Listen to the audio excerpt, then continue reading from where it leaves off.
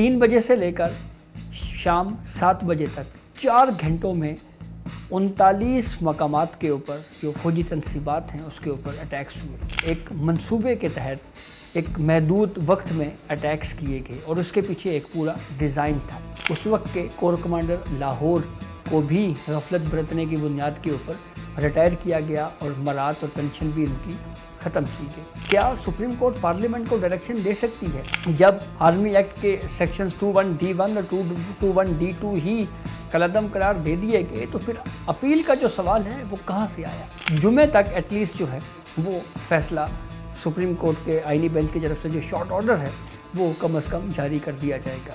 अस्सलाम वालेकुम, Jahanzeb Abbasi express news के साथ हाजिर है।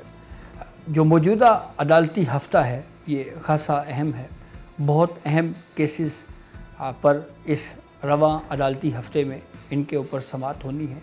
बिलखुसूस जैसे आज 9 मई वाक़यात में मुलव्वस आम शहरियों का फ़ौजी अदालतों में ट्रायल को कलअदम करार देने के फ़ैसले के ख़िलाफ़ इंट्रा कोर्ट अपीलों के ऊपर समाअत मुकम्मल हुई। सुप्रीम कोर्ट के 7 रुकनी आईनी बेंच ने इस केस का फ़ैसला महफूज कर लिया।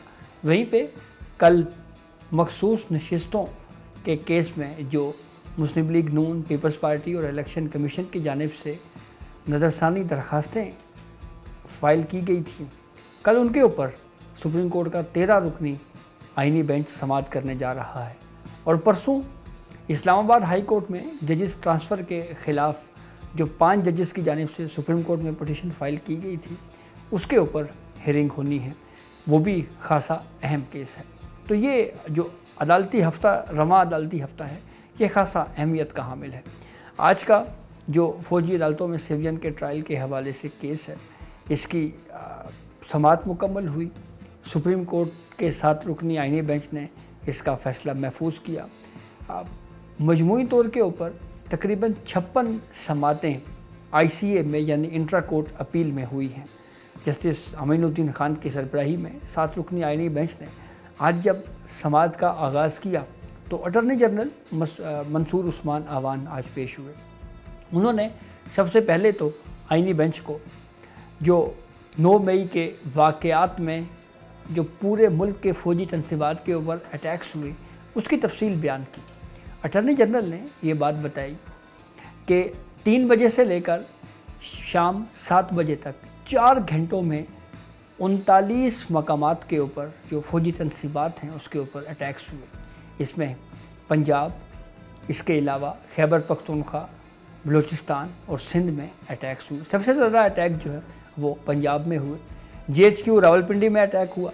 इसी तरीके से एयरफोर्स मियांवाली में अटैक हुआ। कोर कमांडर हाउस लाहौर के ऊपर अटैक हुआ और सरगोदा, फैसलाबाद, रावलपिंडी के जो ISI के दफातर हैं उनके ऊपर भी अटैक्स हुए। अटॉर्नी जनरल ने ये मिसालें बयान करते हुए आईनी बेंच को ये बावर करवाया कि ये दरअसल एक मंसूबे के तहत एक महदूद वक्त में अटैक्स किए गए और उसके पीछे एक पूरा डिज़ाइन था।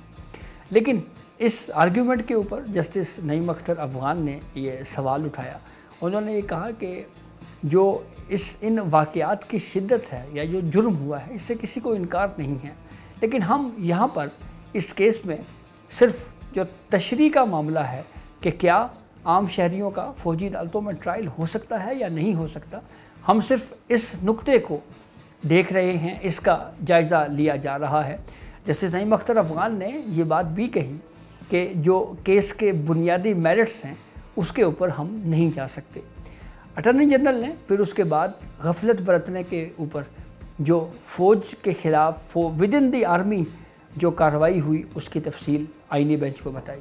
अटॉर्नी जनरल मंसूर उस्मान आवान ने ये बात बताई कि फ़ौज के अंदर गफलत बरतने की बुनियाद के ऊपर 3 आला फ़ौजी अफसरान, जिनमें एक लेफ्टिनेंट जनरल, इसके अलावा एक ब्रिगेडियर और एक लेफ्टिनेंट कर्नल शामिल हैं, इन तीनों को फौरी तौर के ऊपर रिटायर किया गया और उसके साथ साथ उनको पेंशन और दीगर मरात से भी ये कहा गया कि वो इसके हकदार नहीं हैं।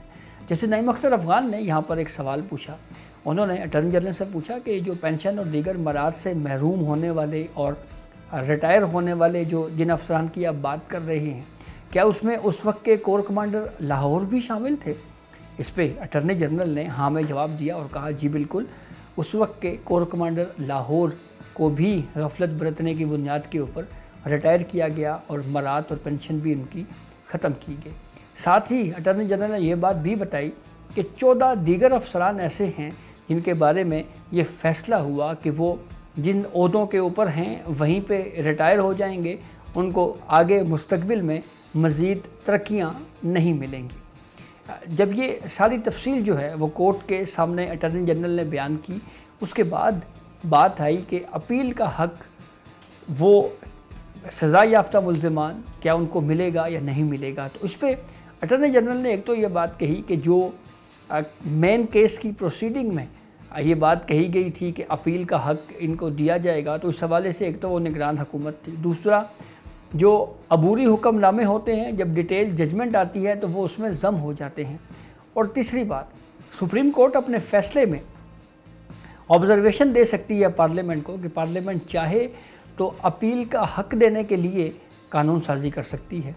इस पे जस्टिस जमाल मंदोहेल की जानिब से भी और जस्टिस मोहम्मद अली मज़हर की जानिब से भी ये सवालात उठाए गए कि क्या सुप्रीम कोर्ट पार्लियामेंट को डायरेक्शन दे सकती है।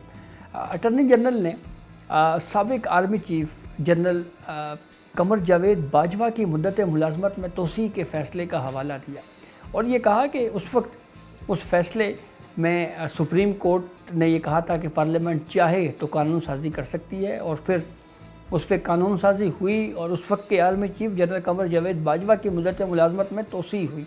इस पर जस्टिस मोहम्मद अली मज़हर ने आर्मी चीफ एक्सटेंशन केस का जो फ़ैसला है उसका जो रेलिवेंट पोर्शन है वो पढ़ा और कहा कि इसमें तो डायरेक्टली शैल बी का वर्ड यूज़ हुआ है, यानी पाबंद किया गया, हिदायत दी गई एक तरह से पार्लियामेंट को कि वो कानून साजी करे। तो सुप्रीम कोर्ट तो पार्लियामेंट को कानून साजी करने का नहीं कह सकती। जस्टिस अमीनुद्दीन खान ने ये बात कही कि जब आर्मी एक्ट के सेक्शंस 21D1 और 21D2 ही कलअदम करार दे दिए गए तो फिर अपील का जो सवाल है वो कहाँ से आया। जब अटॉर्नी जनरल ने अपने दलाइल मुकम्मल किए तो उसके बाद हफीज़ुल्लाह नियाज़ी आए, उनके बेटे हसान नियाज़ी जो हैं वो इस वक्त भी उनको इसी core commander house attack case में 10 साल की सज़ा हुई है, वो इस वक्त कोट लखपत जेल में कैद हैं। उनकी तरफ से सुप्रीम कोर्ट को जो 2014 का धरना था इमरान खान का, उसकी तफसील उन्होंने बयान की और कहा कि उस वक्त पार्लियामेंट हाउस पे अटैक हुआ, रेडियो पाकिस्तान पे अटैक हुआ और प्लान ये था कि वज़ीर आज़म को वज़ीर-ए-आज़म हाउस से बाहर निकाला जाए। तो वो तमाम केसेस जो हैं वो ऑर्डिनरी कोर्ट्स में चले हैं। फिर उन्होंने साथ ये बात भी बयान की कि इस पूरी सूरत हाल में जो है हम ये चाहते हैं कि कम से कम जो है वो अपील का हक़ जो है वो मिल जाए। तो उनकी जब बात मुकम्मल हुई तो फिर उसके बाद सुप्रीम कोर्ट के आइनी बेंच के जो सरबराह हैं जस्टिस अमीनुद्दीन खान, उन्होंने अपने साथी जजेस से मशवरा किया और मशवरा करने के बाद इस केस का फ़ैसला महफूज कर लिया। सुप्रीम कोर्ट के 7 रुकनी आइनी बेंच ने ये बात भी कही है कि जो शॉर्ट ऑर्डर होगा सिविलियन के फ़ौजी अदालतों में ट्रायल के हवाले से, वो शॉर्ट ऑर्डर इसी हफ्ते में ही सुना दिया जाएगा, लेकिन हतमी तारीख़ नहीं दी गई। अब ये मालूम नहीं है अभी फ़िलहाल कि क्या 9 मई को ही फ़ैसला आएगा या उससे पहले, यानी 9 मई जुमे का दिन बनता है, या उससे पहले भी ही कोई दिन तय किया जा सकता है। लेकिन ये बात तो वाज़ेह है कि जुमे तक एटलीस्ट जो है वो फ़ैसला सुप्रीम कोर्ट के आइनी बेंच की तरफ से जो शॉर्ट ऑर्डर है वो कम से कम जारी कर दिया जाएगा। पूरी जो बेंच की अब तक की प्रोसीडिंग है उसको अगर सामने रखा जाए तो इस हद तक तो जजेस जो है वो शायद कन्विंस नज़र आए हमें कि जो आर्मी एक्ट के सेक्शन 21D1 और 21D2 को स्ट्राइक डाउन करने का फ़ैसला है, उसको हो सकता है उस हद तक सुप्रीम कोर्ट का ये आइनी बेंच उन आर्मी एक्ट की उन शिक्कों को दोबारा बहाल कर दे। जहाँ तक सिविलियन का फ़ौजी अदालतों में ट्रायल हो सकता है या नहीं हो सकता, इस सवाल का मामला है, तो इसका फ़ैसला जो है वो खासा अहमियत का हामिल होगा। तो ये अब तक की अपडेट थी जिससे हमने आपको आगाह किया। बहुत शुक्रिया।